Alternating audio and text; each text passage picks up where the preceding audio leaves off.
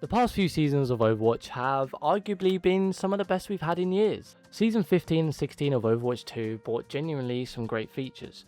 The reintroduction of loot boxes, Stadium mode, and of course hero bans. Stadium especially had fans excited because it finally gave players something to grind for. It feels like Blizzard are finally showing us that they're ready to move forwards and actually implement new exciting content for us. Compared to the end of Overwatch 1, which literally gave us nothing, Overwatch 2 stayed pretty consistent. New progression systems, a battle pass to keep players hooked, and a new director who genuinely seems like he's trying to fix past mistakes instead of repeating them. And then Overwatch 2 dropped the 2 entirely and returned to its original title of being, well, Overwatch. With that came heaps of content, 7 brand new heroes, a full competitive reset, and a clear attempt from Blizzard to try and make us forget about the tragedy that was Overwatch 2. Blizzard also saw that hero bans worked from their rival shooter and decided to implement it into their own game. And to be fair, hero bans do add a whole extra layer of strategy. However, well, this graph kind of speaks for itself. My poor Sombra, man. Now listen, I love Sombra. She's one of my top hero picks in quick play because for some reason that I can't wrap my head around. Yep, she's banned in every single goddamn ranked game. And I mean, I get it. Sombra's a bit like Marmite. You either love her or you think she absolutely sucks. If you've ever played Overwatch before for even 1 second, you would have encountered this little purple menace. And look, she isn't the strongest hero, but she definitely is the most banned in rank play, and this is all because of her stupidly frustrating kit.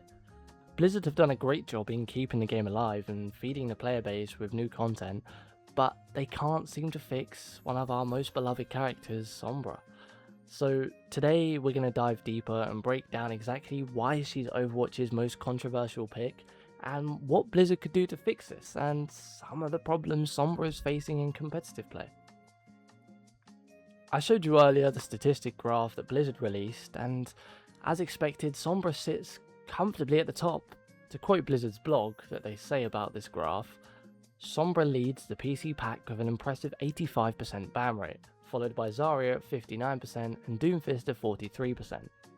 On consoles, she's banned even more, a 93% ban rate, followed by Zarya 57 and Symmetra at 23. That's insane. This is like, Blizzard please help her level of bad. But what does this actually mean? Blizzard say, heroes that are more niche or map specific need to become more generalized if they're banned where they perform well. And heroes that are very unpopular might see more adjustment regardless of performance. So Blizzard is looking at the data, but are they actually reading it? Because Sombra isn't niche, she isn't map specific, she isn't unpopular, she's just hated. Now, how do we get here? Sombra was added to the Overwatch roster on November the 15th, 2016. She was the second new hero added to the game, making her the 23rd overall, and she originally debuted in the offense category. From her very first gameplay trailer, it was obvious that she was meant to be a disruptor. She launched with 3 core abilities: Stealth, Translocator, and Hack, all designed to surprise and outsmart the enemies. Stealth let her sneak around, Translocator gave her an instant escape, and Hack shut down enemy abilities.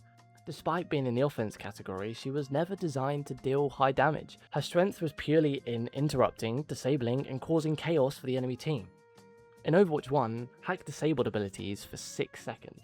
Yeah, 6 seconds. That's like an eternity for a teamfight, but it was balanced because her gun basically tickled the enemies. The idea of Sombra in Overwatch 1 was sick. Outsmart your enemies instead of outgunning them. But what Overwatch 2 did, arguably, was too extreme.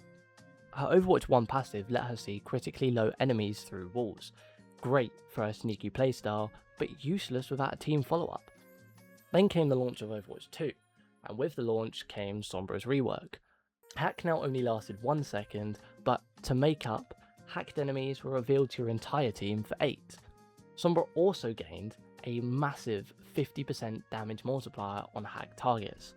From a hero who basically did no damage to a hero who suddenly does double damage, this is kind of where the 85% ban rate starts to make sense. Invisibility, teleportation, and disabling enemies were fine when she did no damage, but now she's an assassin with wall hacks.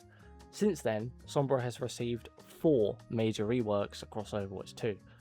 The first rework removed her ability to go invisible whenever she wanted. Instead, she would automatically enter stealth from not acting for a short time.